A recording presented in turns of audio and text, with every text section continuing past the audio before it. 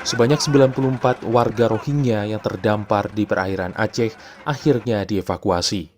Evakuasi dilakukan warga lokal bersama Basarnas dan unsur TNI Polri di Desa Lanco, Kecamatan Samtalirabayu, Kabupaten Aceh Utara, Kamis siang.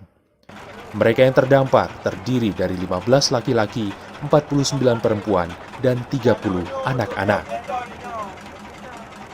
Budiono, Kepala Basarnas Aceh menyebutkan saat ini pihaknya bersama warga sudah berhasil mengevakuasi semua warga Rohingya yang berada di dalam kapal.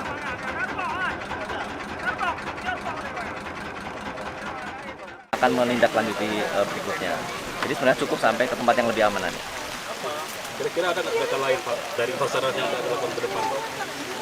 Ya kalau ke depan kita memang tetap namanya integrasi lah. Kita tim SAR gabungan namanya. Jadi kita tidak mungkin sendiri-sendiri. Jadi kita bersinergi dengan instansi lain.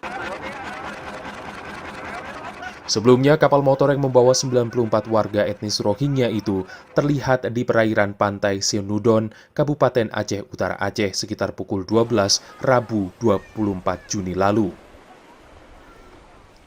Keberadaan kapal yang membawa warga Rohingya itu diketahui oleh 3 nelayan setempat yang sedang melintas di lokasi. Hingga akhirnya, para nelayan tersebut ikut membantu warga etnis Rohingya untuk dievakuasi ke daratan.